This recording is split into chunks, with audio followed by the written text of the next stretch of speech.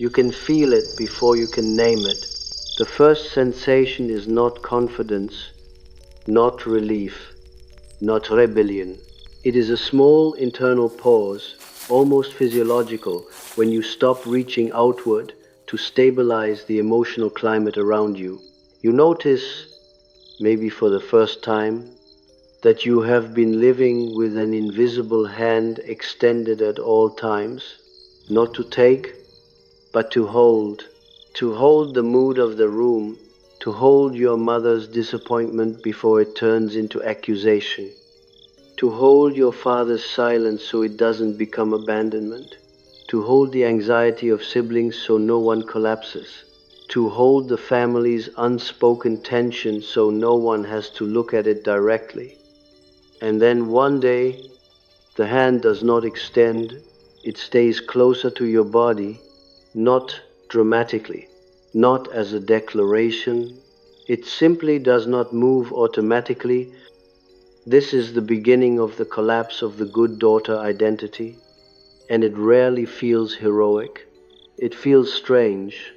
It can even feel wrong, because the good daughter was not merely a role you played. It was the structure through which your nervous system learned that you had a right to exist. You were not good in the moral sense first. You were good in the functional sense. You were useful. You were smooth. You were safe to have around.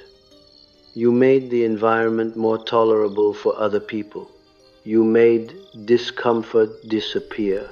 You turned chaos into manageability. You translated tension into politeness. You swallowed feelings that were not yours and called it maturity. And because of this, you were rewarded, sometimes with praise, more often with the absence of punishment.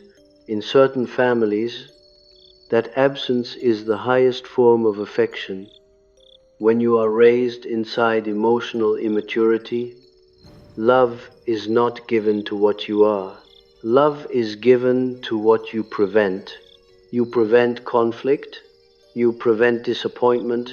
You prevent the explosion. You prevent the collapse. You become the one who notices first, the one who repairs fastest, the one who carries what others refuse to carry. The family then begins to treat your sensitivity as a public utility. Your intuition becomes a service. Your empathy becomes a tool. Your conscience becomes their regulation system. And this is why, when you begin withdrawing your emotional labor, others feel destabilized, even if you have not changed your tone, even if you have not criticized anyone, even if you have remained polite. The system does not care about your intentions. The system cares about what it has been receiving from you. This is what people misunderstand about your quiet phase. They think you have become distant. They think you have become selfish. They will say you are different. But what they are experiencing is far more precise. They are experiencing their own emotions without your continuous absorption of them. They are encountering their own inner chaos without your reflexive smoothing of it. And because they have relied on you, often unconsciously, to metabolize what they cannot metabolize, they begin to feel something they mistake as abandonment. In truth, it is the removal of an analgesic. They never acknowledge taking. Consider a small micro scene. You are in a kitchen. It is nothing dramatic. Someone makes an offhand comment, half joke, half insult about you being too sensitive, too serious, too intense. In the past, you would have smiled, you would have softened it. You would have said something self-deprecating to keep the air light. You would have done emotional editing in real time, removing sharpness from their words so they didn't have to feel their own cruelty. But now you do not do it. You simply look at them, not with anger, not with contempt, with plain recognition, And in that moment, they feel something like danger, not because you attacked them, but because you did not rescue them from what they just revealed. This is a fundamental power shift. When you stop defending people against themselves, the good daughter identity is built upon an unconscious bargain. You learned early, often before language, that your belonging depended on your ability to anticipate, carry, and neutralize.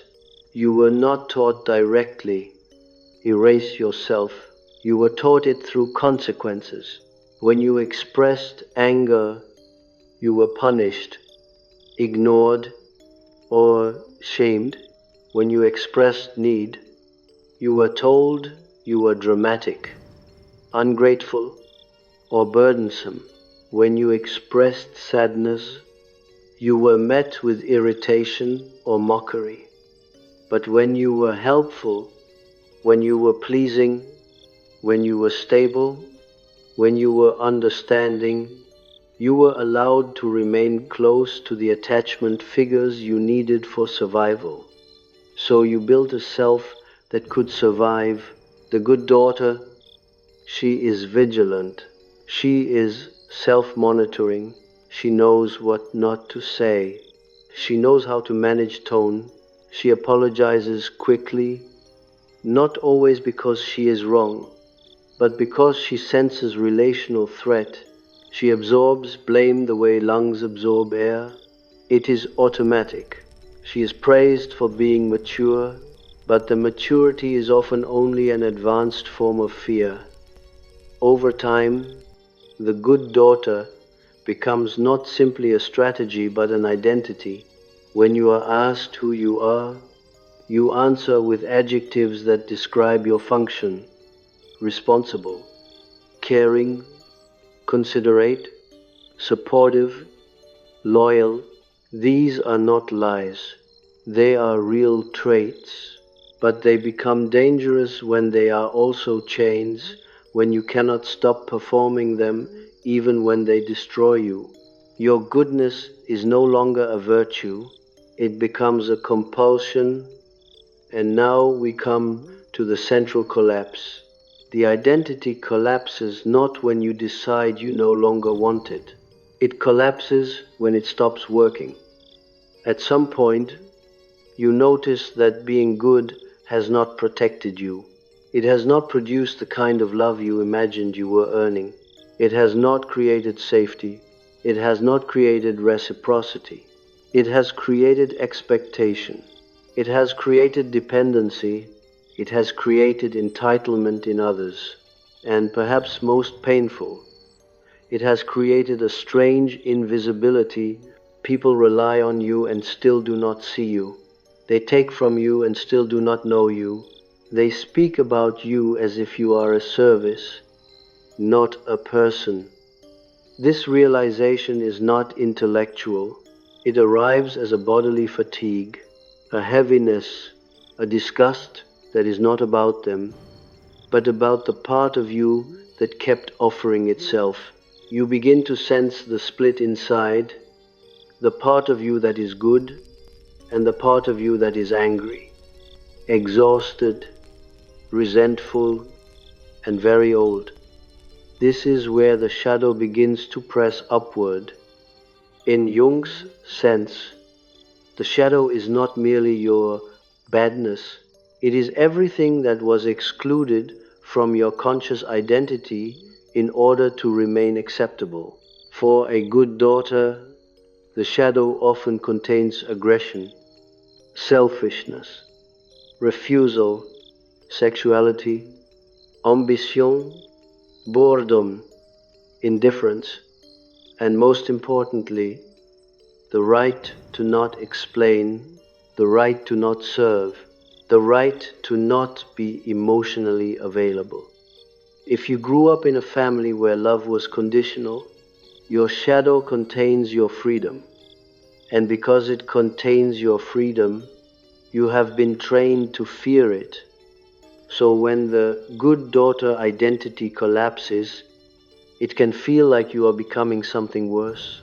In reality, you are becoming something whole. But wholeness always feels like betrayal to a role that depended on self-erasure. Here is another micro scene. A family member calls you, not to ask how you are, but to dump emotion. They begin describing their problems, their stress, their disappointment, their frustration with someone else. It is familiar. In the past, you would have listened, mirrored, soothed, advised, validated. Your body would have leaned forward internally, preparing to become their container. But now, you notice something. You notice your chest tightening. You notice your breath shortening. You notice that your nervous system is about to enter a familiar labor, and then you do something small. You do not rush in. You pause. You allow silence. You respond without giving your entire psyche away. You say a short sentence. You do not rescue. You do not fix. And almost immediately, the other person becomes irritated, wounded, or cold. Maybe they say, "You're not listening," or "You don't care anymore," or "You've changed." Inversion. What has happened? You have removed the old incentive they unconsciously came for, the feeling of being held by your nervous system. People do not only want your attention, they want the particular kind of attention that dissolves their accountability. The good daughter attention, the attention that makes them feel like their chaos is still lovable without them having to transform it. And when you stop giving that attention, they encounter themselves. And many people interpret encountering themselves as being rejected by you. This is why your withdrawal creates destabilization. The good daughter is also often formed through the father and mother complex, not as theory, but as lived atmosphere. The mother complex, for many women, is not simply about mother issues. It is the internalization of a particular type of maternal reality, how care is given, how approval is earned, how intimacy is negotiated. If your mother was anxious, depressed, narcissistic, needy, or emotionally unpredictable, you learned early that her state determined your safety. Her mood became the weather. You became a small meteorologist, reading microsignals, the sound of footsteps, the closing of cabinets, the pace of speech. You learned to preempt storms. You learned that your existence must not add pressure to her. So you became low maintenance. You became helpful. You became the one who understands. But the unspoken tragedy is this: you may have become your mother's mother, and the father complex often operates differently. Perhaps your father was emotionally absent, critical, or only affectionate when you performed. Perhaps he offered love through achievement. Perhaps his approval was scarce and precious. So you learned to be competent, capable, impressive. You learned to not need. You learned to not complain. You learned to carry yourself in a way that might earn a glance of pride. And if his attention was inconsistent, you became addicted to earning it.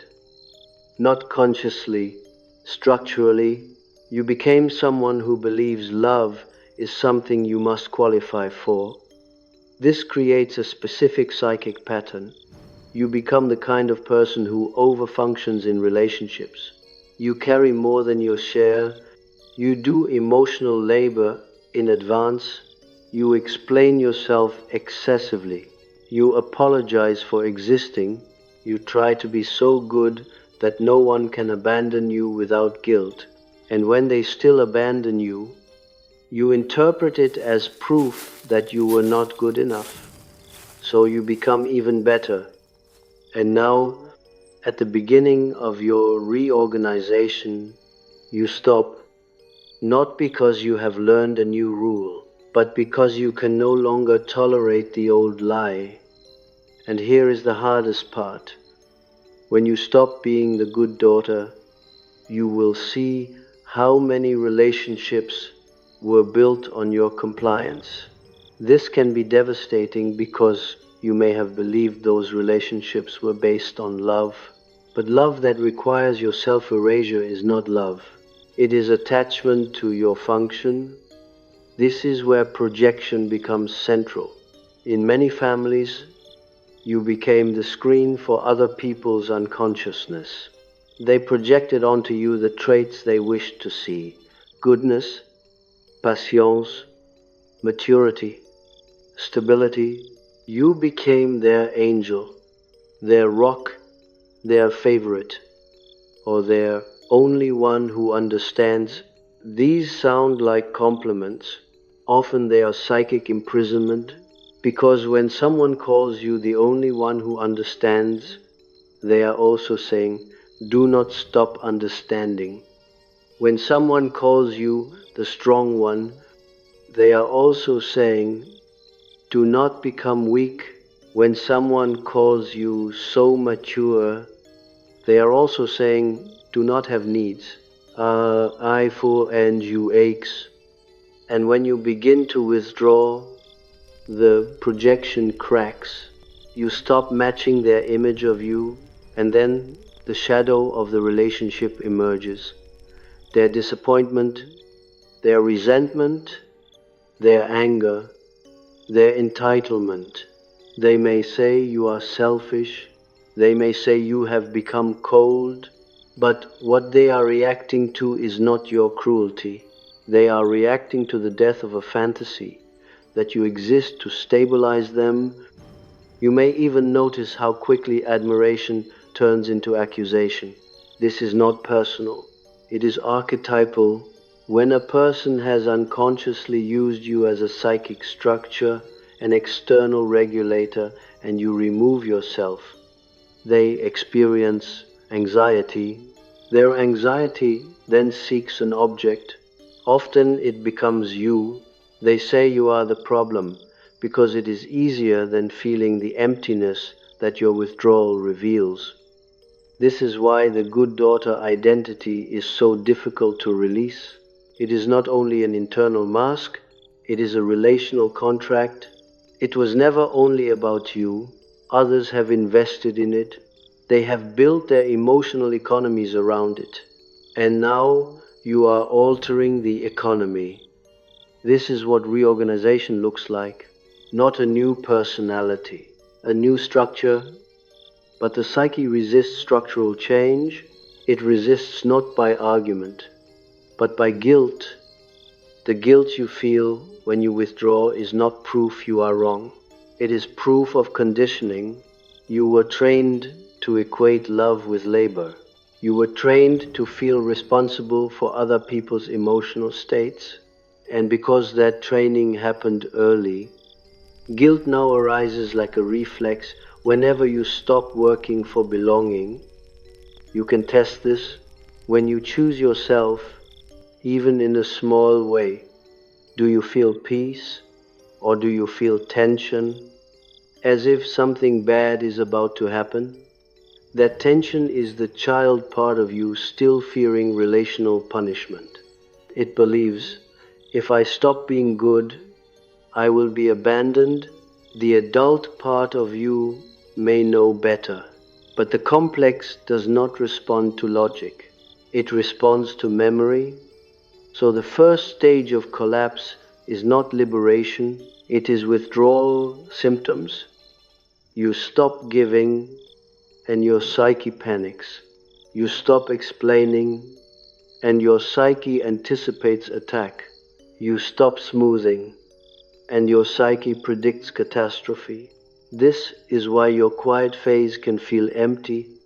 confusing, or unreal, your nervous system has been running on hyper-attunement for years, sometimes decades. When it stops, there is silence, and silence feels like danger to a mind trained to scan. Your life begins reorganizing because the old identity was not only relational, it was temporal.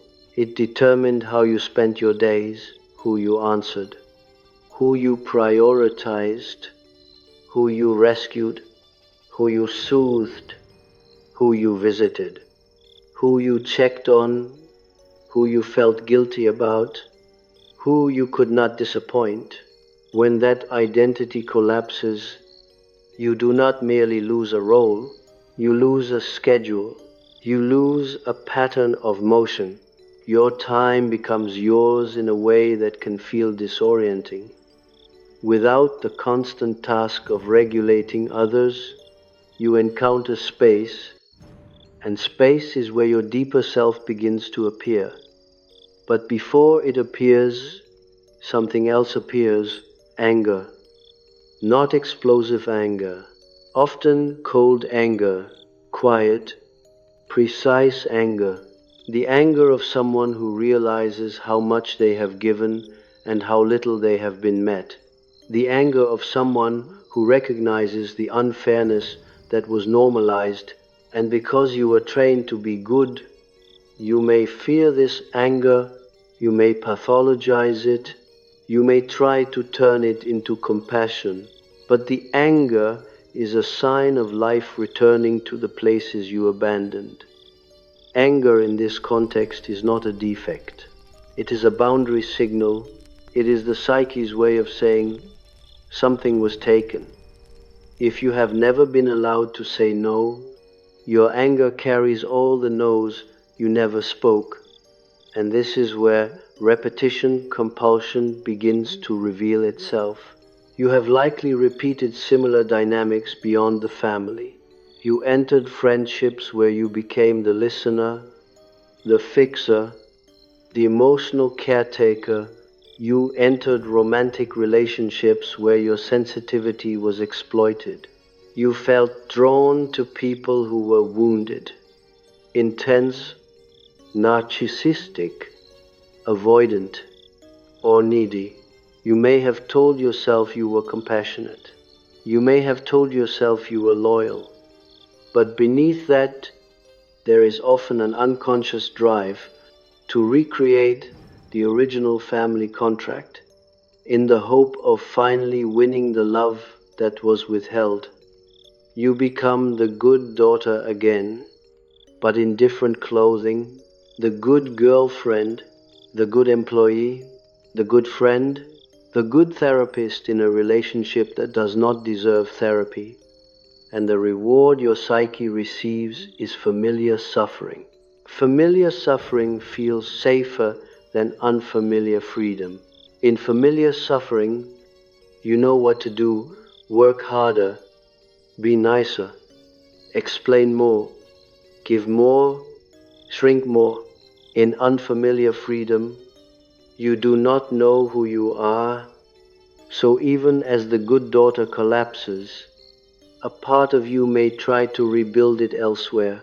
This is why the collapse can include loneliness, not because people disappear, but because the old mechanism that attracted them, the promise of your emotional labor, begins to shut down.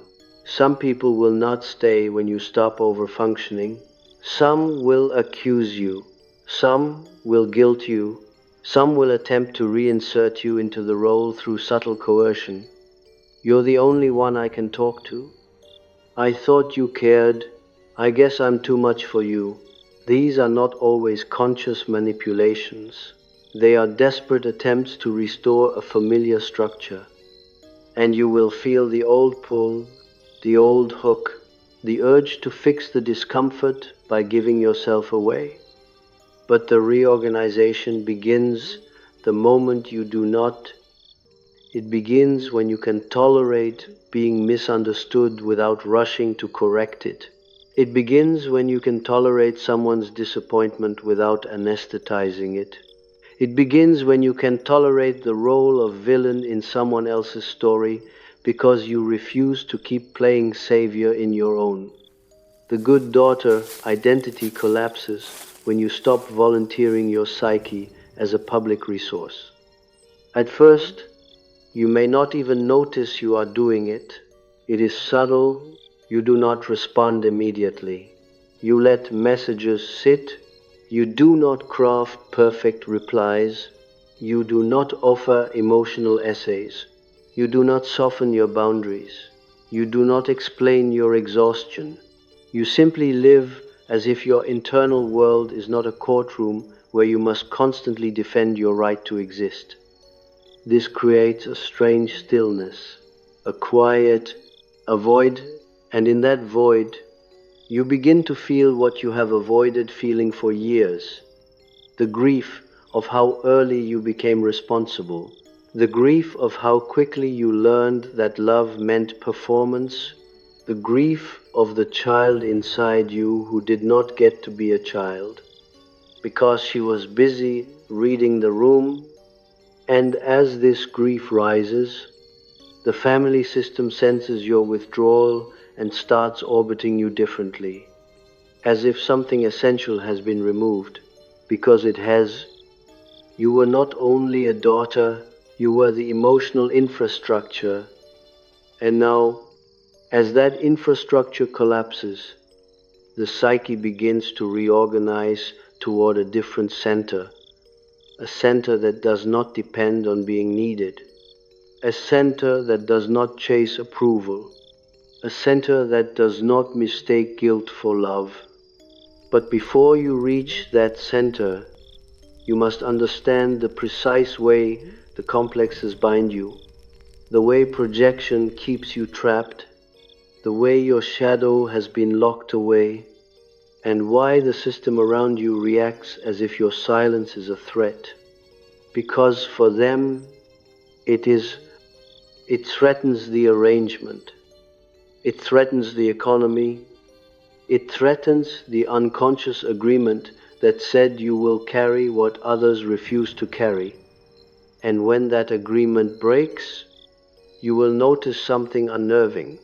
Some people do not miss you. They miss the role. They do not ask, "Are you okay?" They ask, "Where are you?" Not physically, functionally. They ask it through irritation, through guilt, through passive remarks. They ask it by escalating drama so you return to your post. They ask it by invoking your old identity like a leash. This isn't like you.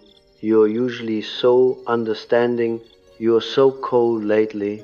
Each sentence is an attempt to pull you back into the architecture of the family psyche. And this is where your inner authority begins, not as a confident declaration, but as a quiet refusal to re-enter the structure.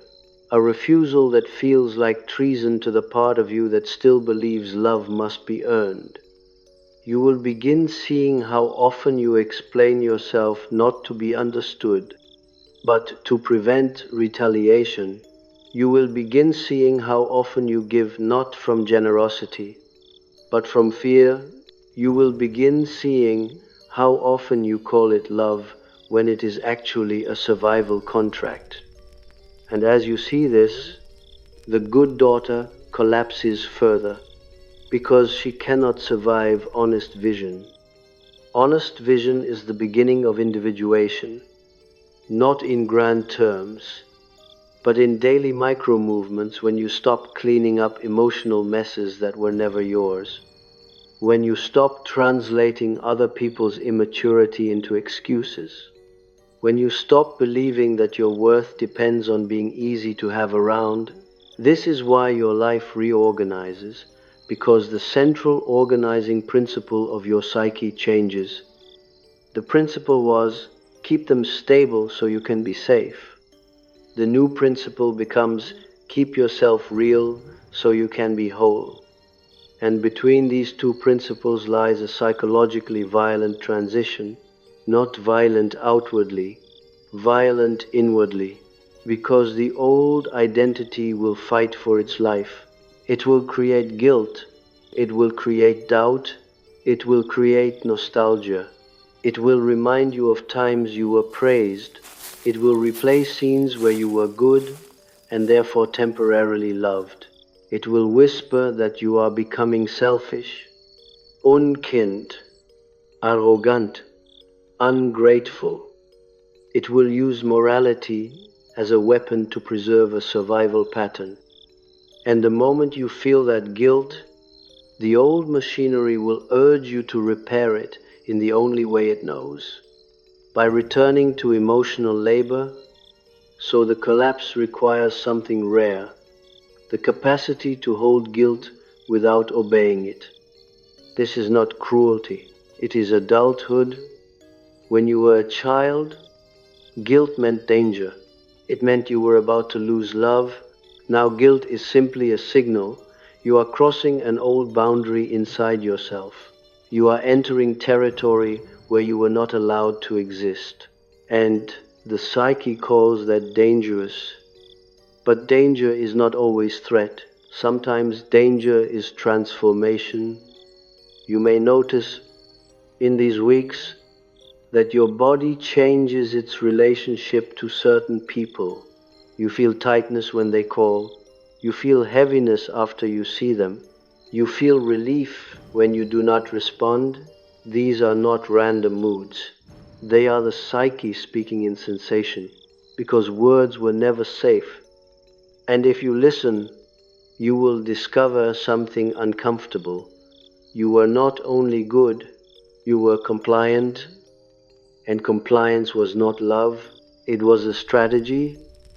The collapse begins when you stop confusing the two. You are about to revisit the mother and father complexes again, but this time from an even more precise angle, not just what they did, but what you became in response.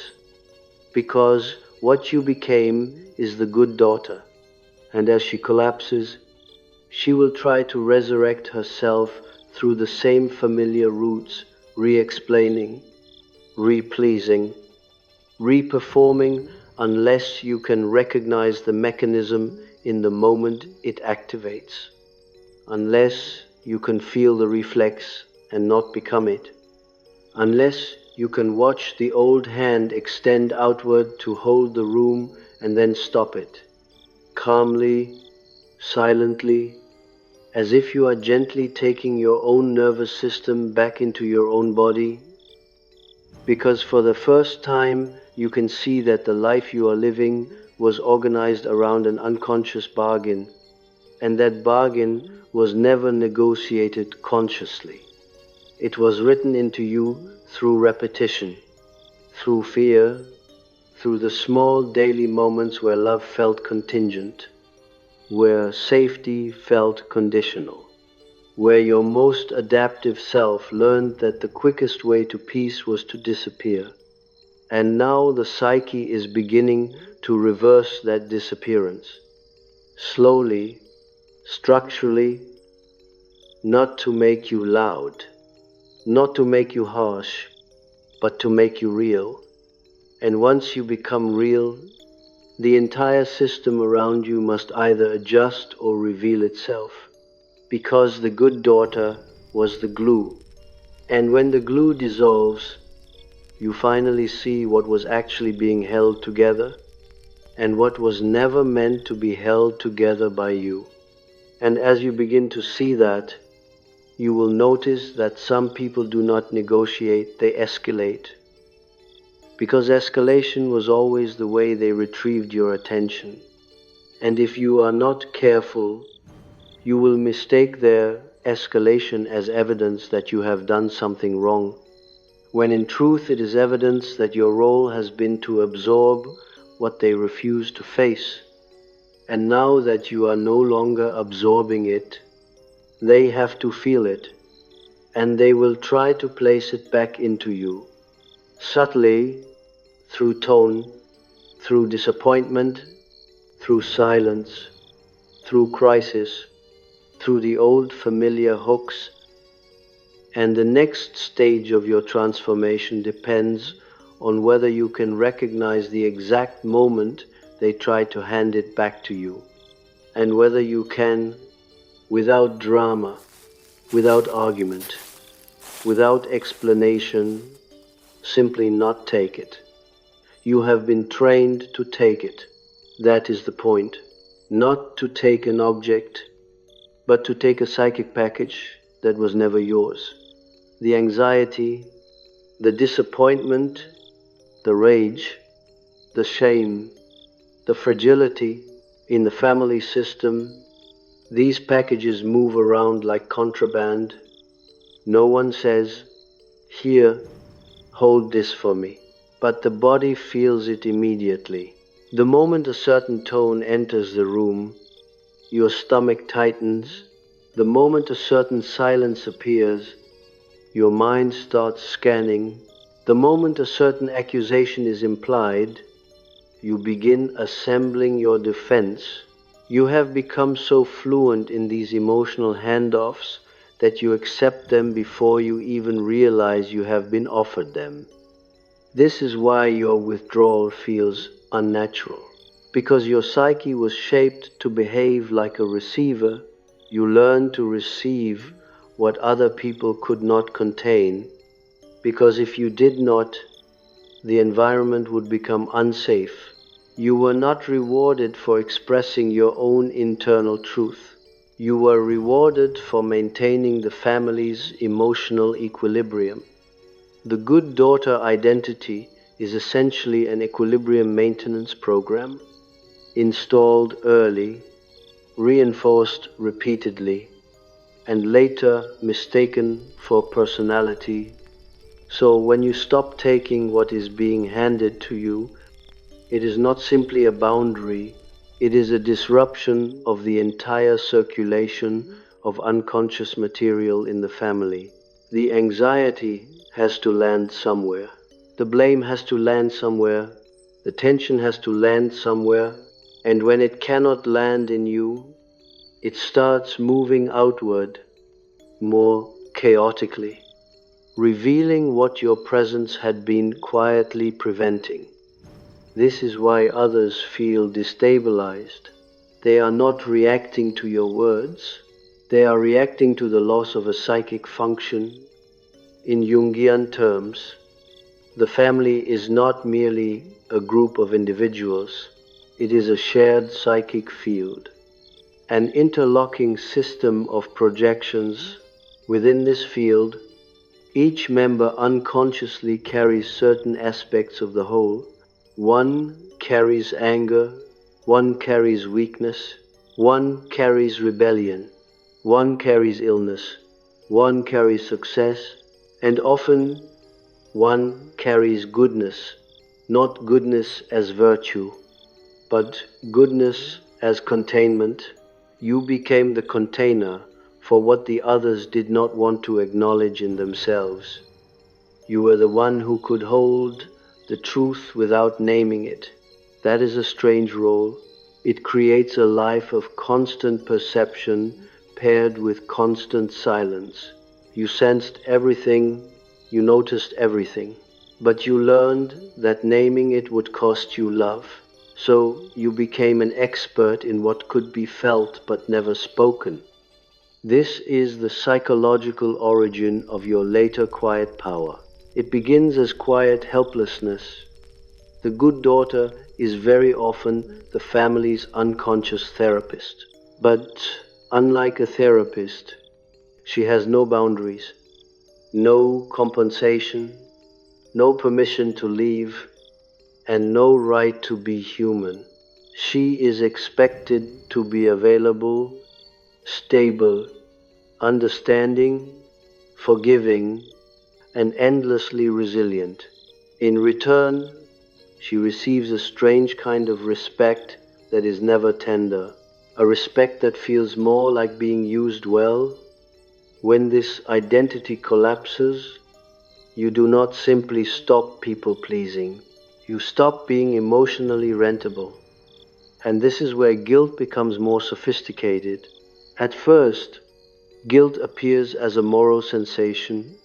I'm being unfair, but soon it shifts into something subtler, anxiety that you are becoming unlovable, not because you are doing anything wrong, but because the complex equates being loved with being needed. This is where the mother complex often tightens. If your mother was emotionally hungry, she may have used you as her supply of comfort and meaning. She may not have framed it that way. She may have said she loved you intensely, depended on you, trusted you more than anyone. She may have called you her best friend, but a child cannot be a mother's best friend without being psychologically burdened.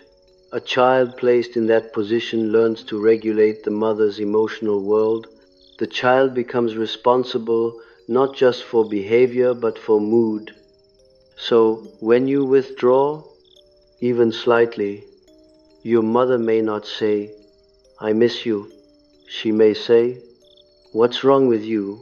Or, "Why are you acting like this?" Or, "I guess you don't need me anymore." These statements contain an unconscious accusation. Return to your function, because the mother complex is not only about your mother, it is about the internal mother inside you, the internalized expectation that you must keep the maternal figure stable or else you are unsafe. When you stop, the internal mother protests. The internal mother says, "You're hurting her." But what it really means is, if she becomes unstable, we return to childhood danger. Korsten, this is why you feel terror, not just guilt. When you assert your boundaries, you are not only asserting a boundary, you are defying a complex that was built for survival. And the father complex joins this pressure from a different side. If your father's love was conditional on performance, then part of you learned that your worth is measured by your ability to be competent, pleasing, impressive, and agreeable. In many women, the father complex appears as an inner critic, relentless, cold, perfectionistic. It tells you to do more, be better, explain yourself, avoid conflict, remain respectable. It fears being seen as difficult. It fears being disliked. It fears being abandoned due to failure. Is clo. So when the good daughter collapses, the father complex often produces a particular thought pattern. If you don't manage this, you will lose everything. It is a threat disguised as realism. The complex does not want freedom. It wants safety, and safety, in its primitive logic, is obtained by making yourself acceptable at all costs. The good daughter identity is born at the intersection of these two complexes: the mother's emotional needs and the father's conditional valuation. You become both soothing and impressive. You become both soft and responsible. You become emotionally available and functionally perfect. You become psychologically what the family environment requires to keep itself stable. And now, when you begin withdrawing your labor, you will see how quickly the system tries to restore it. Not always through cruelty, sometimes through helplessness. A family member suddenly becomes fragile. Someone suddenly needs you. Someone suddenly has a crisis. Someone suddenly cannot cope without you. These events may be real, but the timing often reveals the deeper function. Your role is being invoked. Your old identity is being summoned. This is another micro scene. You are about to do something for yourself: rest, focus, solitude, work, sleep. Then a message arrives. Can you talk? In the past, you would immediately respond. You would cancel your own plan. You would say yes without even noticing you are saying yes. Now you pause. You feel the reflex. Your body begins to move toward them automatically. You feel the old fear. If I don't respond, something bad will happen. You feel the old guilt. If I don't respond, I'm selfish. And then you do something radical. You let the message sit. You do not perform urgency. You do not rush into rescue. And almost immediately, your psyche produces images. The other person upset. The other person angry. The other person abandoning you. The other person dying. The other person telling everyone you are cruel. The images can become extreme. They are not predictions. They are the complex trying to force you back into compliance through fear. Because the complex learned long ago that fear is the fastest leash. This is why the collapse requires not just awareness but tolerance. You must tolerate internal discomfort long enough for the old program to fail. If you soothe the discomfort by returning to the old role, the identity remains intact. If you tolerate the discomfort without returning, the identity begins to dissolve. This is the psychological mechanism by which power shifts, not magically. Structurally, the psyche learns we can survive without self-erasure. I think now we must examine projection more precisely, because projection is the glue that holds the good daughter in place. When someone projects onto you, they are not seeing you, they are seeing their own unconscious content placed onto your figure. They may project goodness, purity, patience. They may project competence, stability, wisdom. They may project the one who will never leave. But what they are actually doing is outsourcing a part of their psyche to you. They keep their own shadow disowned by placing its opposite in you. If they are selfish, they need you to be selfless. If they are chaotic, they need you to be stable. If they are cruel, they need you to be forgiving. If they are immature, they need you to be mature. This is not love. This is psychic economy. So when you begin withdrawing, they feel threatened because they are losing a psychological crutch. Without your role, they are forced to confront their own disowned material, and because that confrontation is uncomfortable, they blame you. You have likely lived through this pattern many times. You finally set a boundary, and the other person reacts not with curiosity but with rage or victimhood. They speak as if you have betrayed them. They interpret your boundary as cruelty. They interpret your self-respect as aggression. This seems irrational. It is irrational if you assume they are relating to you as a whole person, but if you understand projection, it becomes entirely predictable. You are not only withdrawing from them, you are withdrawing from the image they are attached to. When you stop being the good daughter, you stop reflecting their fantasy of themselves. The fantasy is, I am not selfish because she is selfless, or I am not cruel because she forgives, or I am not irresponsible because she cleans it up. Your role allowed them to maintain a particular self-image without transformation. And now that self-image is at risk, so they try to restore the mirror. They say, you're overreacting. This is not a comment about reality. It is a command, return to being manageable. They say, you're too sensitive. This is not an observation. It is a defense against accountability. They say, I don't know what's gotten into you. This is not confusion. It is refusal to accept the new structure. And because you have been trained to maintain relational harmony, you feel pressure to explain. Explanation is your old currency. You believe that if you can just communicate perfectly, they will understand and change. But explanation in these dynamics does not produce understanding. It produces access. It gives the other person material. They can use your words to argue, to twist, to guilt, to reinsert you into the old role. So one of the first visible shifts during collapse is this. You stop explaining yourself to people who do not seek understanding. This feels terrifying because explanation was how you stayed safe. Explanation was how you prevented abandonment. Explanation was how you kept the system calm. When you stop explaining, you stop negotiating your right to exist. That is a major psychological revolution.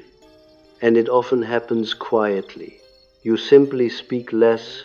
You answer briefly. You do not offer your inner world as evidence. This is your psyche reclaiming privacy. Privacy is not secrecy. It is ownership. The good daughter often has no privacy. Her feelings are discussed, evaluated, criticized, interpreted. Her motives are questioned.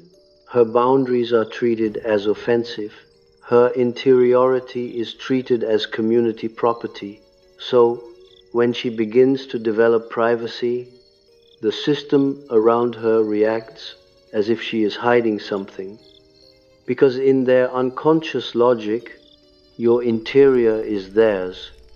This is where the shadow attachment of others becomes visible. Shadow attachment means they are attached not to you, but to the function you serve. In their shadow economy, if they cannot contain their shame, they attach to your acceptance. If they cannot contain their rage, they attach to your soothing. If they cannot contain their emptiness, they attach to your presence. Your availability becomes their regulation. And when you withdraw, their shadow erupts, their rage, their guilt-tripping, their panic, their coldness. You may feel shocked by their reaction because you thought the relationship was mutual. But mutuality is not defined by time spent or words exchanged. Mutuality is defined by whether your humanity is welcomed, not just your function. And now your repetition, compulsion begins to show itself again in a deeper way. You did not merely become the good daughter in childhood. You carried her into adulthood because she gave you a sense of identity. When you are praised for being good, you begin to believe goodness is who you are. You become attached to the image of yourself as kind, helpful, understanding, patient. You may even feel proud of it, but pride is not always freedom. Sometimes pride is the ego's way of holding on to survival adaptation. So you begin repeating the pattern, not only because others demand it, but because you demand it of yourself. You may have an internalized identity that says, I am the one who understands. And if you stop understanding, who are you? You may have an identity that says, I am the strong one. And if you become tired, who are you? You may have an identity that says, I am the good one. And if you become angry, who are you? This is where the collapse becomes existential. It is not simply relational, it is a death of an ego structure. The good daughter is not merely a behavior pattern. It is an ego formation designed to keep you attached to the family. It is the version of you that could survive the family climate, so when it collapses, Your ego feels like it is dying, and because ego death can resemble psychological death, the psyche will resist. It will pull you back into old patterns. It will offer you relief in exchange for self-betrayal. Relief is the reward of the repetition compulsion. When you return to being good, the system becomes calmer, people become nicer, the tension reduces, you feel a temporary peace. But that peace is purchased with your authenticity. So the compulsion continues. You trade truth for stability. The collapse ends this trade, not because you become cruel, but because you see the cost. Now, your life reorganizes because the center of gravity shifts inward. In the old structure, your center of gravity was outside, other people's moods, other people's needs, other people's approval, other people's interpretation. In the new structure, your center of gravity returns to your own internal truth. This is individuation in its lived form. You stop living as a reflection and start living as a source. But this shift produces a quiet phase, and the quiet phase is often misinterpreted as depression or emptiness. It can include emptiness because you have removed constant stimulation, crisis, responsibility, conflict, repair. The good daughter identity keeps life full. Always something to manage, something to fix, something to soothe. When that stops, the psyche encounters stillness. Stillness reveals what you have avoided. It reveals your own desires. It reveals your own grief. It reveals your own anger. It reveals your own fatigue. And it also reveals something more frightening, the question of what you want when no one is demanding anything from you. Many people have never met this question. They have lived in service long enough that desire feels foreign. So when life reorganizes, you may feel disoriented. You may feel like you are floating without a script. The old identity provided a script. It told you what to do. Help, soothe, fix, perform. Without it, you must confront your own agency. Agency is not comforting at first. It is heavy. This is why the quiet phase is not peace yet. It is the absence of the old noise. But absence is not automatically healing. Absence creates a space in which the psyche must rebuild new structures. Boundaries, self-definition, internal authority, and rebuilding takes time. In this phase, you may notice something paradoxical. You become less emotional outwardly and more emotional inwardly. You may cry alone more. You may feel waves of grief. You may feel anger in your body, but outwardly, you may seem calmer. This is because you are no longer performing emotion for others. You are no longer using emotion as a relational tool. You are finally feeling privately. This private feeling is the beginning of integration. But integration requires that you revisit the same concepts again, because your psyche has lived them repeatedly. Complexes, projection, shadow attachment, repetition. These are not ideas, they are patterns carved into the nervous system. So you will see the mother complex again when you notice your fear of disappointing, the father complex again when you notice your fear of being judged, projection again when you notice someone's reaction to your boundaries, shadow again when you notice your own desire to withdraw, to become indifferent, to stop being nice, repetition again when you feel the urge to return to old dynamics for comfort. Each time you revisit these, you will see them from a deeper angle. here is a deeper angle. The good daughter identity often hides a secret arrogance. Though it does not feel like arrogance, it feels like responsibility. But consider this: you have assumed you must manage other people's emotions, that without you they will fall apart, that you must prevent disaster. This assumption is often born from fear. The good daughter becomes addicted to being necessary. Necessity gives her a place. It gives her power without admitting it is power. So when you withdraw, you are not only releasing responsibility, you are releasing a hidden form of control. You are allowing others to experience consequences. You are allowing others to feel what they feel. You are allowing the system to wobble.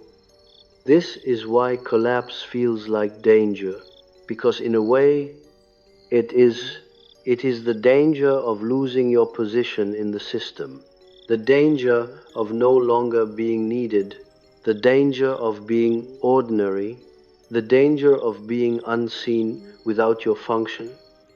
And this is why some part of you will try to resurrect the role by finding new people to save. This is repetition, compulsion disguised as love. You are drawn to needy people because neediness gives you identity. You are drawn to wounded people because wounding makes you useful. You are drawn to emotionally unavailable people because winning them feels like winning your father. You are drawn to emotionally volatile people because stabilizing them feels like stabilizing your mother. These attractions are not romantic, they are complex driven. So as your good daughter collapses, you will notice a shift in attraction. You may feel bored with stable people. You may feel uncomfortable when someone does not need you. You may feel suspicious of peace. These are not personality traits. These are withdrawal symptoms from an old identity. Your life reorganizes because your psyche begins to reject the old rewards. The old rewards were approval, praise, temporary peace, avoidance of conflict, but you begin to taste something else, self-respect. And self-respect is heavier than approval. It is quieter. It does not arrive with applause. It arrives with a sense of internal alignment that cannot be traded. The system around you will feel this shift. They may not be able to articulate it, but they will sense you are harder to move, harder to guilt, harder to provoke, harder to recruit. And this hardness is not cruelty. It is density. It is weight. You stop being porous. And when you stop being porous, the old manipulations become obvious. You see how people used sadness to control you. You see how people used silence to punish you. You see how people used praise to trap you. You see how people used crisis to command you. In the past, you were inside the manipulation, reacting. Now you are outside it, observing. Observation is the beginning of freedom, but observation also creates grief, because you realize how long you have lived as an object in other people's psychic economy. You realize how often you were loved for your labor, not your being. You realize how often you were praised for your self-erasure, and you may feel rage toward the family, toward the parents, toward the world. But if you stay psychologically precise, you will see something even deeper. You feel rage toward the part of you that agreed, not because you were wrong, because you had no choice. But now you do. And now the collapse becomes irreversible, because once you see the mechanism, you cannot unsee it. You cannot go back to believing that guilt is love. You cannot go back to believing that being needed is intimacy.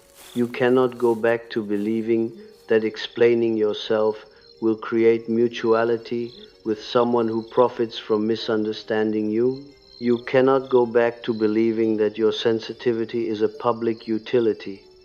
This is why the system panics. Your withdrawal is not a mood, it is structural. So you will see escalation. People will push harder, they will test, they will accuse, they will become dramatic, they will become helpless, they will become charming, they will become cruel. All of it is an attempt to see if the old lever still works. Does guilt still move you? Does fear still move you? Does praise still move you? Does obligation still move you? And here is the quiet truth. You do not need to fight them to win. You only need to not move. Not moving is the most destabilizing thing you can do to a system that has relied on your automatic compliance. This is why you begin to feel stillness as power. But it is not yet comfortable because the complexes are still active inside you. They are still producing urges. The mother complex urges you to rescue. The father complex urges you to perform. The shadow urges you to cut off completely, to disappear, to become cold. Repetition urges you to return to the familiar, and you are now in the middle, watching these impulses like weather inside you. This watching is new. In the past, you were the impulse, you were the reaction. Now you can observe. Observation creates distance, distance creates choice, choice creates the beginning of internal authority.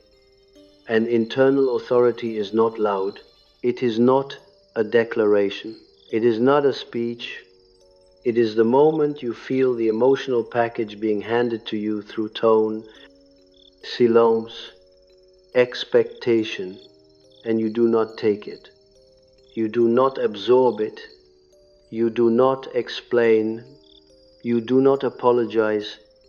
You do not rush to regulate. You simply let it hover in the air where it belongs, because it was never yours. And in that hovering, you will feel discomfort rise in your body. And that discomfort will tempt you to take it just to make the sensation stop, just to restore the familiar peace, just to feel like you are good again. And you will realize in that instant that the good daughter has been not only a role you played, but a drug you took because it allowed you to avoid the unbearable sensation of being disliked, being misunderstood, being judged, being abandoned. And now you are learning to endure those sensations without collapsing back into self-erasure. And this endurance is the true threshold of transformation. Because once you can endure the discomfort of not being good, the entire psyche begins to reorganize around truth instead of approval, and then you will begin to see the deepest mechanism of all, that the system around you was never stabilized by your love. It was stabilized by your fear, and as that fear dissolves, you become something the family cannot easily categorize anymore, because you are no longer the good one, and you are not the bad one either. You are simply not available to be used. And that absence will force everyone's shadow into the room, including your own, because your shadow is not only rage, it is the forbidden right to not care, the forbidden right to let consequences happen, the forbidden right to not be understood. And you will feel that shadow rising like a colder, denser self, and you will fear becoming it completely. You will fear losing warmth, you will fear losing love, and in that fear the next layer of integration will begin. because you are not meant to become cold, you are meant to become bounded, and the boundary is the difference between love and self-betrayal. And you are now close enough to that difference to feel it in the moment. Before you act, before you return, before you explain, before you volunteer yourself back into the old contract, the boundary is not a wall.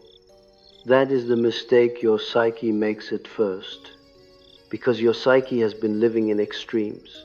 Either you are open and absorbent, or you are shut down and vanished. Either you are the good daughter, or you are the bad one. Either you carry the relationship, or you destroy it. Those are the only options the complex recognizes, because the complex was formed in a childhood environment where nuance did not keep you safe. In that environment, being slightly displeasing could have consequences, so you learn to be thoroughly pleasing. Being slightly honest could provoke retaliation, so you learn to be thoroughly edited. You became a complete adaptation, so when the good daughter identity collapses, a part of you rushes toward the opposite pole. It wants to become cold. It wants to become unreachable. It wants to cut off. It wants to disappear, not out of cruelty, but out of fatigue and self-protection. This is the shadow's first crude attempt at liberation, total negation. But integration is not total negation. Integration is the capacity to remain in contact without being consumed. This is why the quiet phase becomes so psychologically complex. The outside may look simple: you speak less, you withdraw, you stop overfunctioning, but inside you are negotiating a reorganization of your entire relational orientation. You are learning to exist as a person rather than as a function.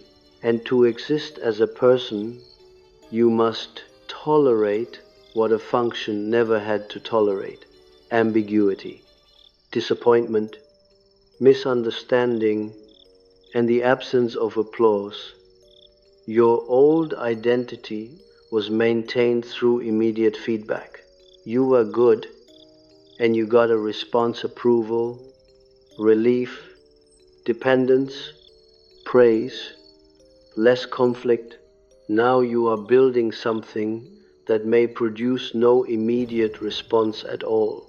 The inner authority that is returning to you does not announce itself. It feels like quiet weight. It feels like you are harder to push, but you may also feel loneliness, because many of your relationships were built on your responsiveness. When you stop responding in the old way, the relationship structure is exposed. It may have little left besides your labor.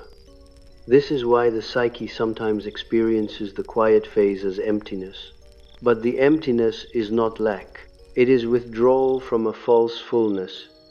False fullness is a life crowded with other people's emotions. It feels like purpose. It feels like intimacy. It feels like being needed. But it is also a way of never encountering your own inner reality. Many good daughters have lived a life that is full of everyone else and strangely empty of themselves. They are constantly engaged and internally absent. So when you begin to stop absorbing what is not yours, you encounter your own absence, not because you are hollow, but because you have been trained to leave. This is the lived meaning of self-betrayal.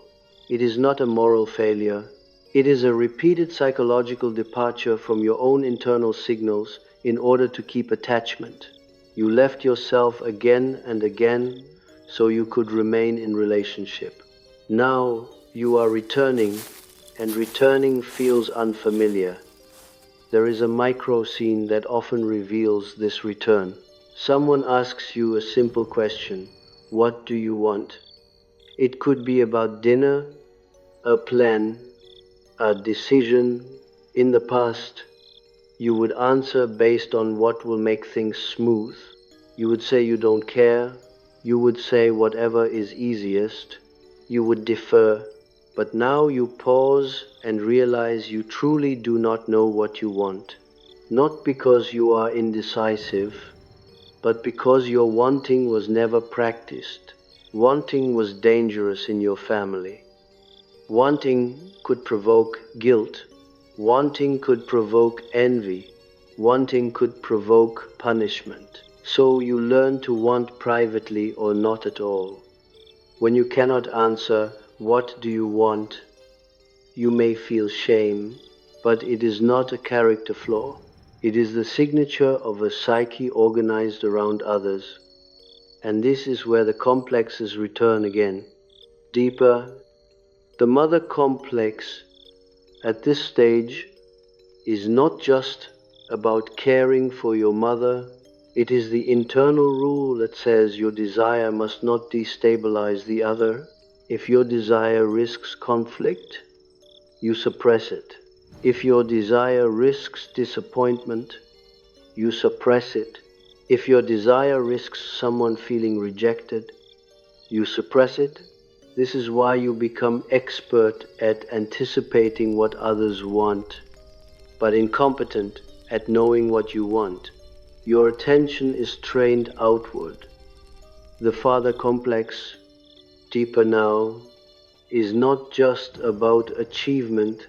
It is the internal rule that says your value depends on being respectable and acceptable. So even when you begin to withdraw, you may still withdraw politely. You withdraw in a way that hopes to remain admired. You withdraw without anger. You withdraw without confrontation. You withdraw while still being good. This is how the complex tries to preserve the identity while pretending it is changing. It says you can have boundaries, but only if no one is upset. Do was. That is not a boundary, that is negotiated self-erasure. So the real collapse occurs when you allow the boundary to disappoint someone.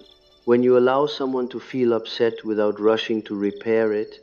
When you allow the other person to carry the emotional consequence of your autonomy. This is where your fear peaks. Because the fear is not about them being upset. The fear is about the old childhood equation, upset other equals danger for you. But now you are not a child. The complex does not know this. It must be taught through experience. The psyche learns through repetition. For years, it learned, if I am good, I survive. Now it must learn, if I am real, I still survive. And the only way it learns this is through you enduring the discomfort of being real and not being destroyed for it. This is why the reorganization is slow. It is not an insight, it is a retraining of the nervous system. Now we must revisit projection again, because projection changes form as you change. At first, people project goodness onto you. Later, when you withdraw, they project coldness. They say you have become icy. They say you have changed. They may accuse you of being narcissistic, selfish, uncaring. This is often their own shadow being projected. They cannot bear the idea that their attachment to you was utilitarian. They cannot bear the idea that they benefited from your self-erasure, so they turn the narrative, you are now the one harming them. This reversal is predictable. It is the psyche's way of preserving innocence.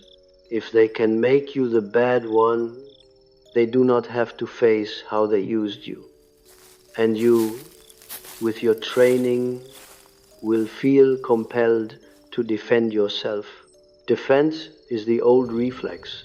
You want to clarify, soften, reassure, but reassurance, when it is demanded, becomes a trap. It makes your boundary negotiable. It turns your withdrawal into something you must justify. So here is another deeper angle. The good daughter identity is sustained through a chronic confession. You are always confessing your inner world to others to prove you are not dangerous. You are always explaining your motives to prove you are not selfish. You are always clarifying your tone to prove you are not angry. This confession is a form of submission. It is an attempt to preempt punishment. It is also the way you remain psychologically childlike in the relationship. You keep asking permission to be yourself. The collapse ends confession. You stop volunteering your inner world as evidence. And this is why others feel you as distant, because they had access to your interior not as intimacy, but as control.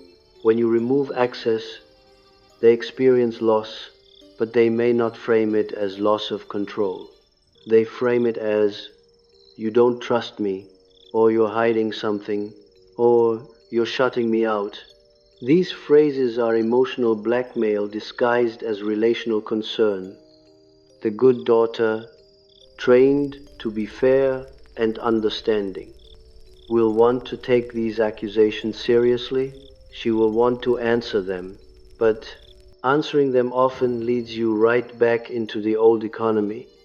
You speak, they interpret, they argue, you defend, you soften, you collapse. So your psyche is learning a different form of strength, the strength of not participating. Not participating is not avoidance when you are dealing with a system that uses participation to drain you. Not participating is discernment. It is a recognition of structure.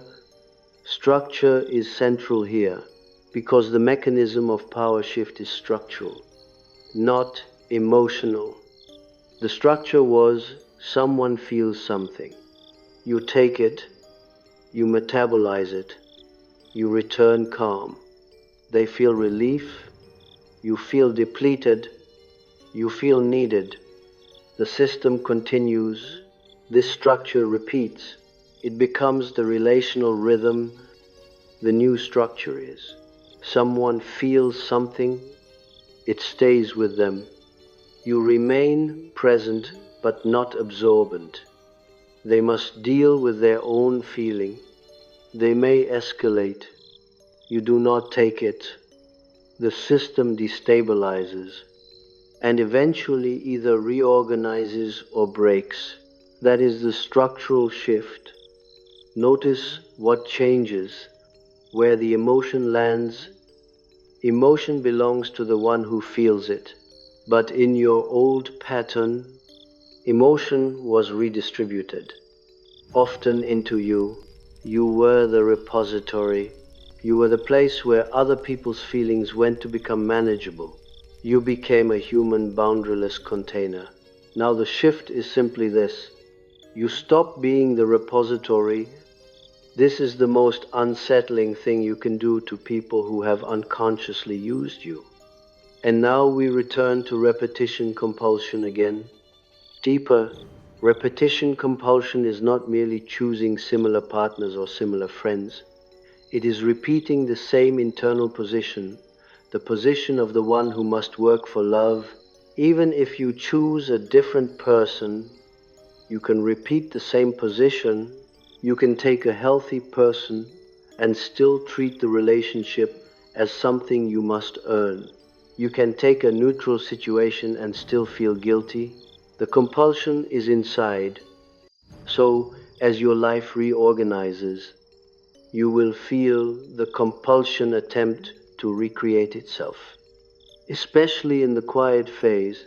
The quiet phase can feel empty. So the psyche looks for old intensity. It looks for drama. It looks for someone to rescue. It looks for a problem to fix. It looks for relational crisis because crisis gives you purpose. Purpose was never the problem. The problem was the purpose being built on self-erasure. So you must watch the impulse to seek intensity as proof you are alive. That impulse is the good daughter looking for her familiar job. You may suddenly feel drawn to send a message to someone who always drains you. You may suddenly feel compelled to check on someone who never checks on you. You may suddenly feel the urge to explain yourself to someone who misunderstands you. You may suddenly want to apologize. This is not love. This is the compulsion. The compulsion's promise is relief. If you re-enter the old pattern, the discomfort goes away. You feel useful again. You feel connected again. You feel like yourself again because yourself was the adaptation.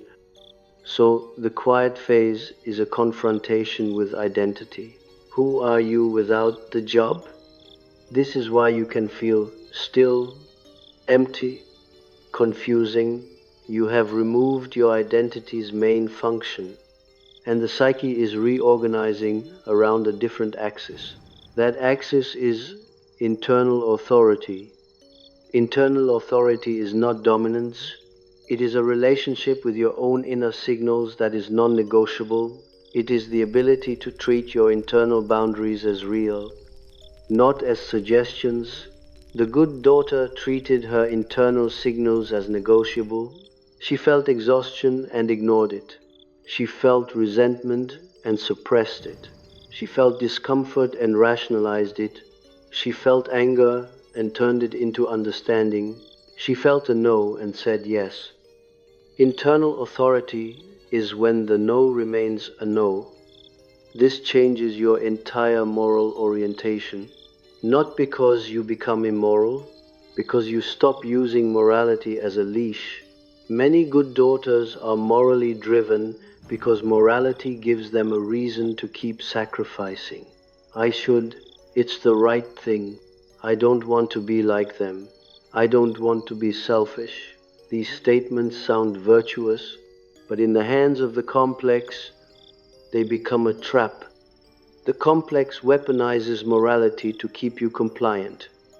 So, in the collapse, you begin to realize something disturbing. You were not only good, you were afraid of being bad, and your fear of being bad was used against you. In many narcissistic dynamics, this is precisely how control works. The narcissistic figure does not need to dominate you with force. They dominate you by appealing to your conscience. They imply you are cruel if you set boundaries. They imply you are selfish if you prioritize yourself. They imply you are ungrateful if you assert autonomy. And because your identity is built around goodness, these implications penetrate deeply. This is why you must learn to tolerate being seen as bad by someone who benefits from you being good.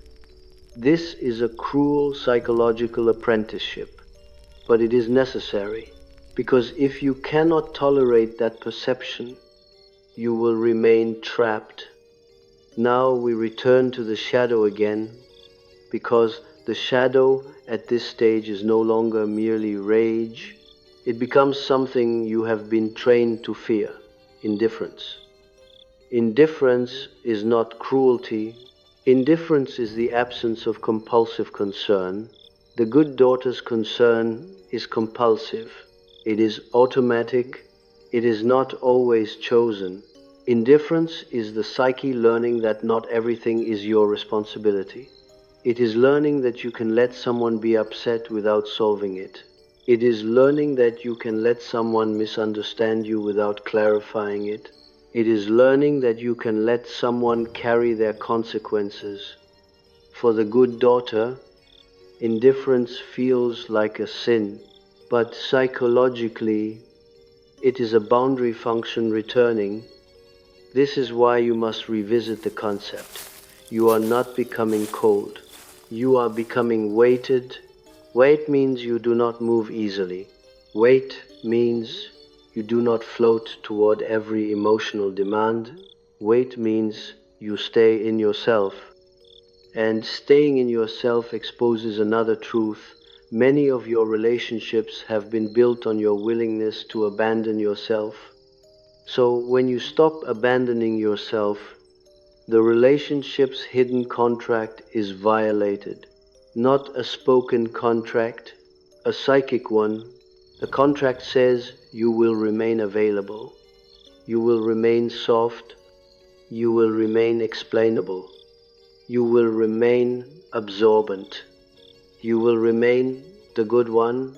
In exchange, you will remain included, you will remain tolerated, you will remain safe enough.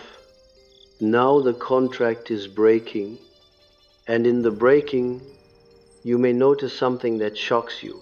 Some people only become loving when you are leaving. They suddenly become kind. They suddenly become attentive. They suddenly apologize. They suddenly promise change. This can confuse you. You may think, finally, they see me. But often what they see is not you. They see their loss of function. They see that the system is changing. They see the container withdrawing, so they attempt repair not of you, but of the structure. This is why apologies can be seductive and dangerous in this phase. Not because apology is always false, but because the good daughter is trained to accept repair as proof of love. She is trained to be moved by remorse, but remorse is not transformation. And remorse, in some dynamics, is simply another lever. So the psyche must become even more precise. It must distinguish between words that restore access and behavior that respects boundaries. A boundary respecting person does not become angry when you say no.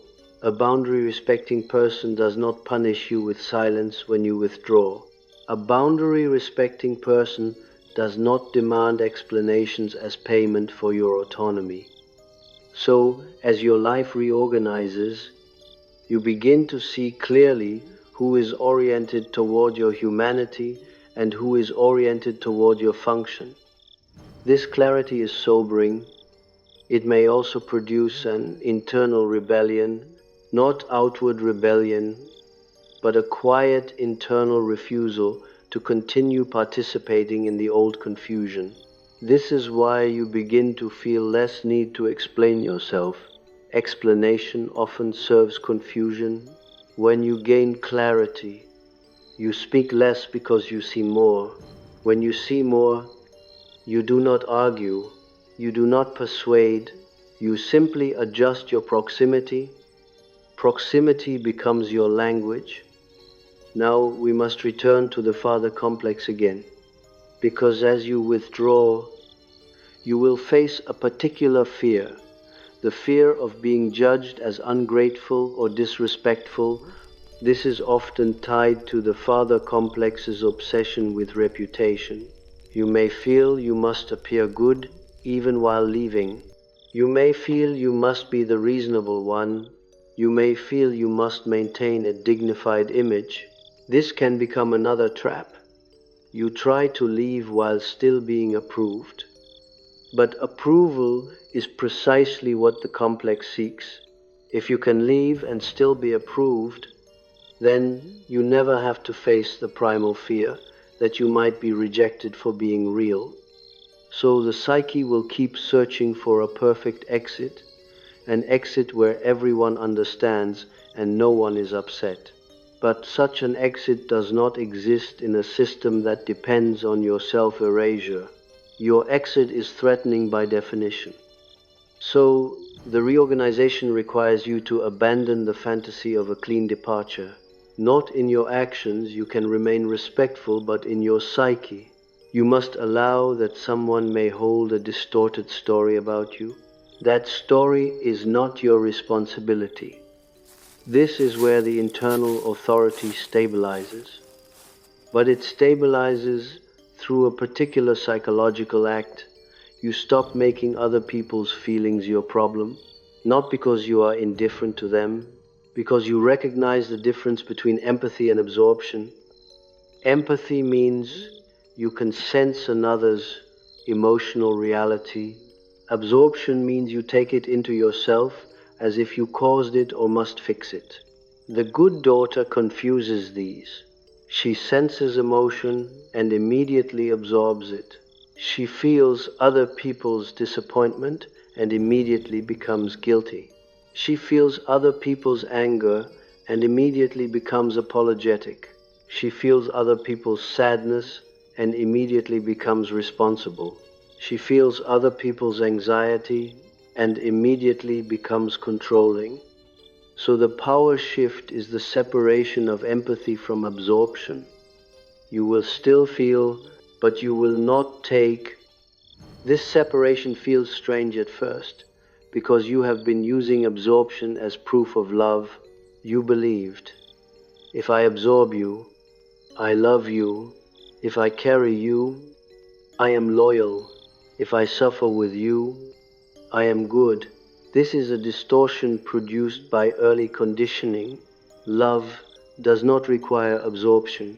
Love can exist with boundaries, but the psyche must learn this through experience.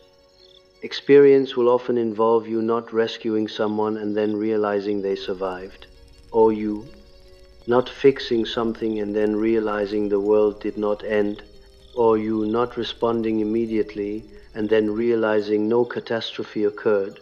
Each time, the complex weakens, but the complex will fight back. It will use internal narratives. You're abandoning them. You're becoming like your parents. You're heartless. You're selfish. These narratives are not truth. They are the old identity trying to remain alive, because the old identity fears the unknown. It fears a life where you are not loved for being useful. It fears discovering whether anyone will love you without your labor. That fear is the deepest fear, and that fear is what you are now approaching, not in a dramatic way, in an everyday way. When you stop over-giving, you begin to see who remains. When you stop over-explaining, you begin to see who listens. When you stop over-performing, you begin to see who cares. When you stop over-functioning, you begin to see who can meet you. This seeing is painful, so the psyche may attempt to numb it by returning to old patterns, or by cutting off completely, or by becoming cynical. Cynicism is another defense. It says, no one is reliable, so I will need no one. This is the shadow's second crude attempt. Not just negation, but contempt. But contempt is not authority. Contempt is still a reaction to the old wound. It is still organized around the other. Internal authority is not contempt. It is quiet selection. It is measured distance. It is the ability to say, this dynamic is not for me, without needing to punish anyone. And that is why integration is not about becoming cold. It is about becoming aligned. Alignment means you do not betray yourself to keep love. It means you do not abandon your inner signals to maintain belonging. It means you treat your internal reality as the primary reference point. This is where the good daughter identity truly collapses. When the primary reference point shifts from the family's emotional weather to your own internal truth, the family's weather will continue. They will continue having moods, needs, crise, accusation, entitlements, but it will no longer organize you. You will no longer rearrange your life around it. You will no longer interpret your worth through it. This is the reorganization of life. The center moves. And as the center moves, the quiet phase intensifies, because you are no longer constantly reacting. Without reaction, there is silence. In silence, the psyche begins integrating the disowned parts: anger, refusal, desire, autonomy, and also something more subtle: grief for the years you spent being good at the expense of being real. This grief is often wordless. It is not a story. It is a sensation, a heaviness behind the eyes, a tightening in the throat, a fatigue in the bones. It is the grief of a life lived under an unconscious bargain. I will erase myself so you will not leave. Now you are undoing the bargain. Undoing a bargain does not immediately produce joy. It produces disorientation, because the bargain organized everything. It organized who you became, who you chose, how you spoke, how you apologized, how you asked for permission. So the psyche must now build a new organizing principle. But building a new principle requires time in which the old principle is gone and the new one is not yet fully stable. That in between is the quiet phase. It is the void. It can feel like nothing, but it is not nothing. It is reorganization. And in this void, you may feel another impulse to go back and make it right. You may want to call your mother and explain. You may want to tell your father how you feel. You may want to confront the narcissistic figure and finally make them see. This impulse often arises as the psyche tries to regain control through narrative. If you can just narrate it correctly, maybe the system will adjust without loss.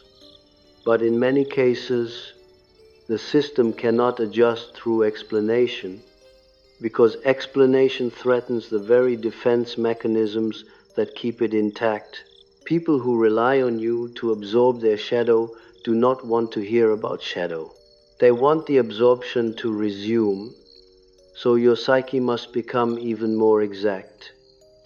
You must recognize when communication is real and when communication is part of the old ritual of self-erasure. The old ritual is: you feel hurt, you explain, they deny, you explain more, they accuse you of tone, you apologize, you repair, they receive your repair, the relationship returns to the old contract. You leave the conversation feeling drained, but the system is stable again. The new structure is: you feel hurt, you recognize it, you set a limit, you do not debate reality, you do not negotiate your feelings, you withdraw from the interaction if it becomes coercive, and you accept the discomfort of their reaction. This is not escalation. This is completion. It completes a cycle that used to remain open forever. Completion is what ends repetition compulsion. Repetition compulsion thrives on open cycles. The psyche keeps returning to finish something that never finished. You keep trying to get the love that never came, the understanding that never came, the accountability that never came. You keep trying to resolve childhood through adult relationships. The collapse of the good daughter ends this by refusing to keep returning. Refusing to return is not a decision you make once. It is a decision you make in 1,000 small moments when you feel the hook and you do not take it. The hook can be guilt. The hook can be praise. The hook can be crisis. The hook can be I need you. The hook can be you're the only one. The hook can be you've changed. The hook can be fear of being the villain. You begin to see the hooks as hooks. That is the psychological shift. And now As you approach the final stage before clarity, the psyche begins to test its own new weight. It begins to ask, can I remain compassionate without becoming absorbent? Can I remain connected without being controlled? Can I be kind without being used? Can I love without self-betrayal? These questions do not have immediate answers. They are lived, but the lived answer begins to form in your body. You notice that some interactions no longer collapse you. You notice you can say no and survive it. You notice you can be silent and the world does not end. You notice you can disappoint someone and still sleep. You notice you can feel their emotion and not take it. And as this becomes true, you begin to experience a new sensation. Not excitement, not triumph, but internal uprightness, a spine inside, a sense that you are no longer negotiating your existence. This is the return of inner authority, but it does not feel like empowerment. It feels like gravity, and gravity changes everything. It changes how you respond. It changes who you attract. It changes what you tolerate. It changes what you explain. It changes where you place your attention. And it also changes the family system's relationship to you. Because a person with gravity cannot be pulled by guilt the way a porous person can. A person with gravity cannot be recruited into endless emotional labor without noticing. A person with gravity does not argue their boundaries, they live them. This is why the system's attempts to hand things back to you become more desperate. They may become louder, they may become more subtle, they may become affectionate, they may become cold, but all of it is the same move. Return to your post, and you, if you are honest, will feel the urge to go back, not because you want the role, but because you fear what happens when you do not have a role. You fear the emptiness, you fear the loneliness, you fear the loss of identity, you fear the possibility that without your goodness as function, you will be less loved. So, the deepest layer of this reorganization is not about boundaries. It is about mourning the fantasy that being good would finally earn you safe love. You must let that fantasy collapse too, because as long as you cling to it, you will keep returning to the same dynamics to try again, to be good again, to be patient again, to be understanding again, to be the one who carries again, hoping that this time the system will reward you with the love you deserved all along. But the system cannot give you what it does not have. And when you begin to accept that, not emotionally, but structurally, your life reorganizes further because you stop investing in the wrong economy. You stop spending your psyche where it will never be returned. You stop pouring yourself into people who require your self-erasure to feel stable. And this stopping will not feel like victory.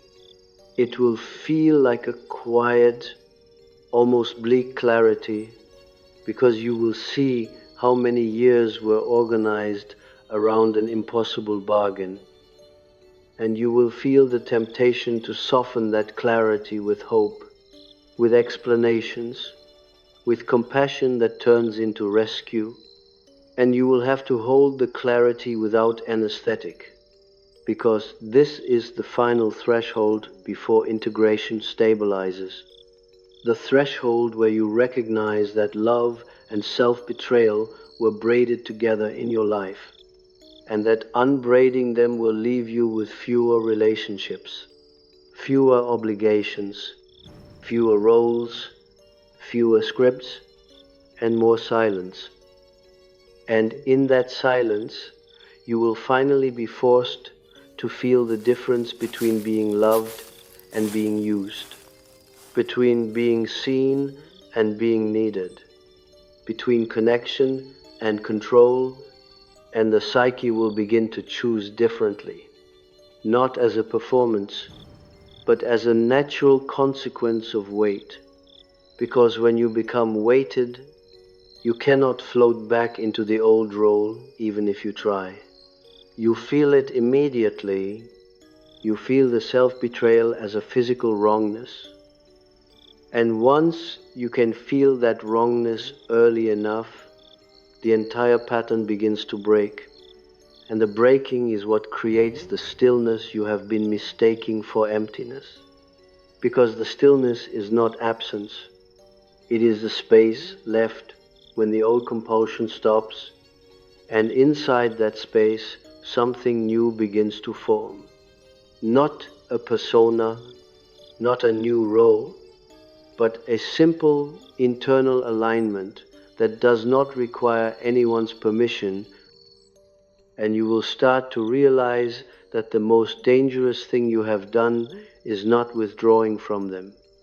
It is withdrawing from the version of you that kept them comfortable.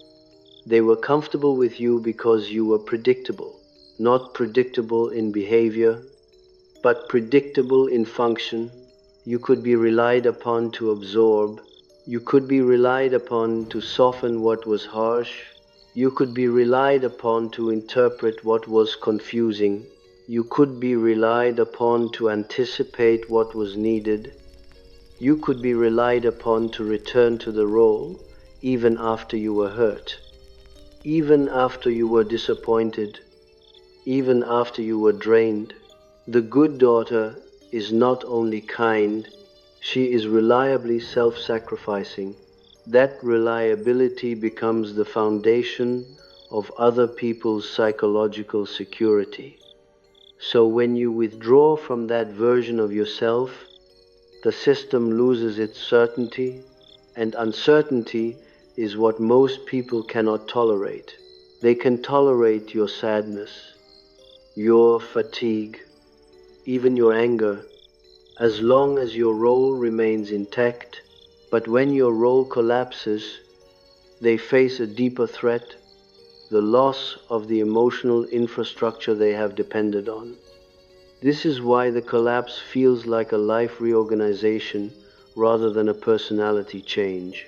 It rearranges your relationships, your time, your instincts, your language, your internal priorities. It reorganizes your nervous system away from vigilance and toward groundedness. Groundedness is not a mood, it is a structure. It is the slow stabilization of your psyche around your own center. To understand what is happening now, you must separate two things you were trained to fuse: love and responsibility. The good daughter believed that love is proven by taking responsibility for what is not hers, not because she wanted to be virtuous, but because responsibility was the mechanism that kept attachment stable. If you carried the family emotion, you belonged. If you made yourself useful, you were kept close. If you were easy, you were safe. Responsibility in that environment was a form of bargaining. So as your identity collapses, you will keep encountering moments where the old equation tries to activate. Someone is upset, therefore you must fix it. Someone is disappointed, therefore you must apologize. Someone is silent, therefore you must explain. Someone is stressed, therefore you must rescue. This equation is so deeply installed that it can feel like moral truth. But it is not moral truth. It is conditioning, and the reorganization of your life is essentially this. You stop mistaking conditioning for conscience. Conscience is clean, conditioning is urgent. Conscience does not panic. Conditioning panics. Conscience tells you what is right without threatening your survival. Conditioning tells you what is right by flooding you with fear. So you begin to differentiate the sensations when you feel compelled, urgent, guilty, pressured, frantic, that is conditioning. When you feel clear, steady, sober, internally aligned, that is conscience. This is how inner authority returns. It becomes a compass, not a courtroom. In the old structure, you lived in a courtroom. Every boundary required justification. Every desire required defense. Every withdrawal required a trial. The family's projections were the prosecution. Your own internal complexes were the judge. And you stood in the middle, arguing for your right to be human. Now you leave the courtroom. Leaving the courtroom does not require you to win the case. It requires you to stop participating in a system where your humanity must be proven. This is why you stop explaining. Explanation was never about understanding. It was about permission. When you stop explaining, you stop asking. And when you stop asking, the psyche reorganizes around a new principle. You do not need permission to exist as a separate person. This is the foundational shift, not empowerment, not rebellion, simply separation. Separation is the psychological act you were not allowed to complete in childhood.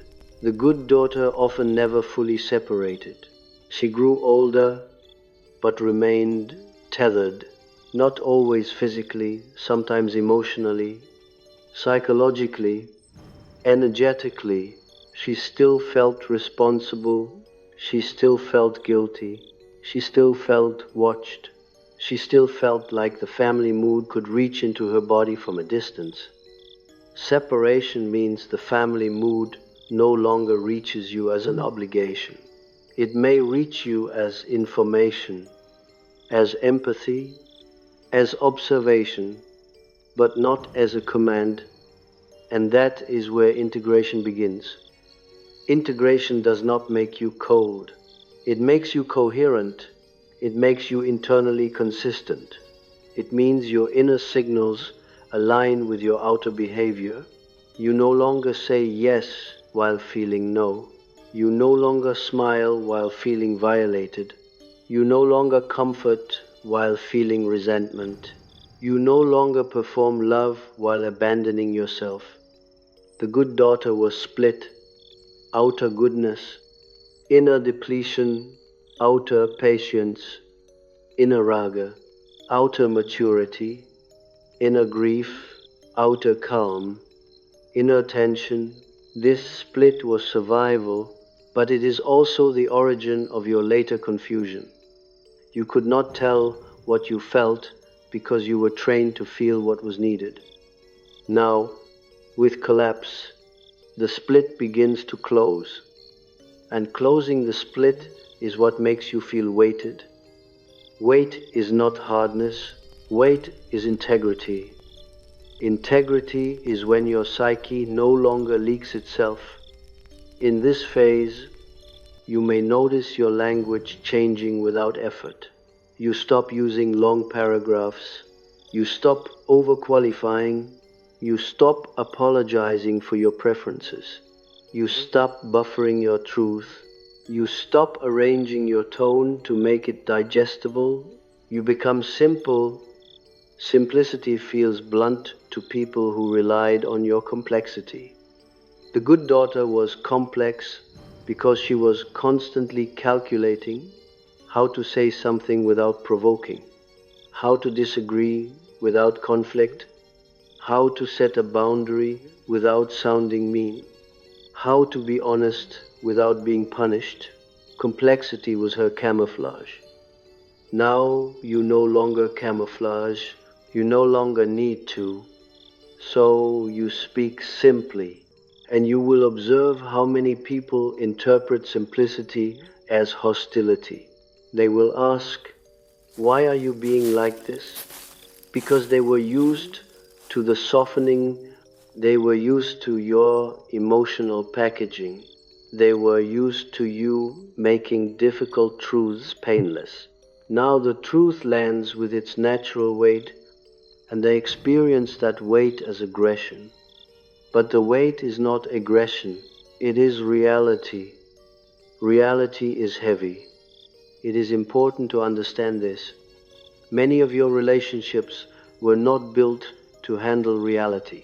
They were built to handle performance.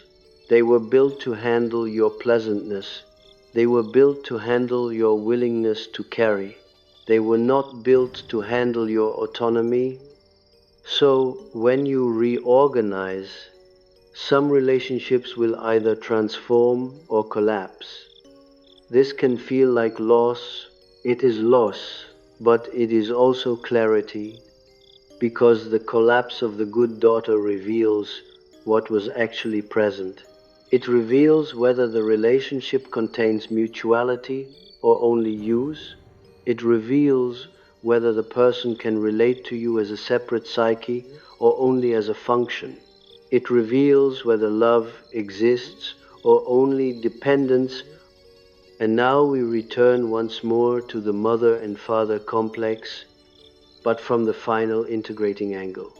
You begin to realize that the complexes do not only distort your relationship to your parents, they distort your relationship to yourself. The mother complex trained you to mother others at your own expense, but it also trained you to neglect your own inner child. It trained you to treat your own needs as inconveniences. It trained you to speak to yourself the way your mother did, with pressure, guilt, demand, and occasional tenderness as reward. As the good daughter collapses, you begin to stop mothering everyone else, and you begin to mother yourself differently, not with indulgence, but with fidelity. You stop abandoning your own sensations. The father complex trained you to perform to earn worth, but it also trained you to judge yourself constantly. It made you believe that you must justify your existence through usefulness, achievement, or goodness. As the good daughter collapses, you stop living under that internal judge. You begin to feel worth as intrinsic, not earned. This does not arrive as a feeling of pride. It arrives as a quiet refusal to negotiate your dignity. Dignity becomes internal. This is the difference between I need you to see me and I see myself. 1. The earlier stages of your journey were filled with confusion. Why you kept overgiving, why you kept ending up drained, why you kept feeling guilty, why you kept attracting the same dynamics. Now, in integration, the mechanisms become clear. You can finally see the psychological reward that kept the repetition compulsion alive. The reward was not happiness. It was familiar identity. It was the relief of being needed. It was the temporary quieting of guilt. It was the avoidance of abandonment, fear. It was the sense that you had a place. Now you no longer need those rewards because you have something heavier. Self-alignment. Self-alignment does not seduce you. It does not intoxicate you. It does not produce emotional highs. It produces steadiness. It produces a sober kind of peace. And that sobriety is what some people cannot tolerate because they have lived on drama. But you are no longer organized by drama. This is what it means for inner authority to stabilize. Inner authority is not an ego that thinks it is superior. It is a psyche that is no longer split against itself. When you say no, you feel no guilt because you recognize the no is true. When you withdraw, you do not panic because you recognize withdrawal is healthy. When someone tries to provoke you, you do not react because you see the provocation as a mechanism. You no longer confuse intensity with intimacy. You no longer confuse obligation with love. This is the final clarity you were seeking, the difference between love and self-betrayal. Love does not require self-erasure. Love does not require you to absorb what is not yours. Love does not punish your boundaries. Love does not demand you remain the same. Love does not depend on your exhaustion. Self-betrayal, however, has a very specific signature. It is the moment you feel your body signal no and you override it. It is the moment you feel your mind become foggy and you keep saying yes. It is the moment you sense manipulation and you pretend it is misunderstanding. It is the moment you feel resentment and you call it compassion. It is the moment you abandon your truth to maintain someone's comfort. Now you can feel that moment before it completes. That is integration. And because you can feel it, your life reorganizes automatically. You stop being available to dynamics that require self-betrayal because your psyche will not tolerate it anymore. It will feel physically wrong. You will feel it as heaviness, nausea, irritation, or fatigue. These are not flaws. They are the body reclaiming its boundary function. In this new structure, you may still love your family, but you will not be their emotional infrastructure. You may still care, but you will not carry. You may still be kind, but you will not be compliant. Compliance and kindness are no longer fused. This is an enormous shift, and it means your relationships become simpler and fewer. You become more selective, not because you are elitist, but because your energy is no longer leaking into everyone. The good daughter had to be available to remain lovable. The integrated self does not need to be available to be real. Realness becomes your primary loyalty. Now, something subtle happens in the external world when this internal reorganization completes. People begin relating to you differently. Some will drift away because they cannot use you.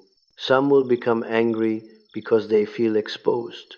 Some will attempt to charm you back, but some will adjust. Some will step into maturity. Some will discover they can relate to you more truthfully when the old contract is gone. But whether they adjust is not your primary concern anymore. This is what internal sovereignty feels like. It is not detachment as performance. It is detachment as clarity. You no longer need to be understood by those who benefit from misunderstanding you. You no longer need to be praised for your goodness. You no longer need to be seen as kind by people who exploit kindness. You no longer need to be the good one. You can simply be. And this produces the quietest form of power. You become harder to manipulate not because you become suspicious, but because you become internally consistent. Manipulation requires a split. It requires that you can be pulled by guilt, fear, obligation. When those levers no longer work, manipulation loses its grip. So your life reorganizes not through external strategy, but through internal closure. Closure means you stop trying to finish childhood through adulthood. You stop trying to earn what was not given. You stop trying to fix what is structurally broken. You stop trying to be good enough to be loved. And in this stopping, you become sober. Sobriety is the final tone here. Not joy, not triumph. Sobriety is seeing what is real and living accordingly. You may still feel sadness, you may still feel grief, but you will no longer be confused. The confusion was produced by the split. You calling it love while feeling depleted. You calling it loyalty while feeling violated. You calling it family while feeling used. Now the split has closed. So confusion dissolves. You know what is yours. You know what is not. You know when you are betraying yourself. And you stop, not with drama, not with speeches, not with announcements. You simply stop. This is what it means when the good daughter identity collapses and life reorganizes. The organizing center moves from outside to inside. The currency changes from approval to integrity. The nervous system shifts from vigilance to weight. The psyche stops bargaining and starts belonging to itself. And when you belong to yourself, you do not have the old urge to explain. You do not need to prove. You do not need to persuade. You do not need to correct their story of you. You no longer live inside their perception as if it is your home. Your home becomes internal. That is not loneliness. That is residence. And from that residence, you can engage with others without surrendering yourself. You can love without leaking. You can be present without performing. You can be kind without being owned. You can be seen without being used. This is not a new identity. It is the end of the false one. And what remains is simple, a person who no longer confuses being good with disappearing.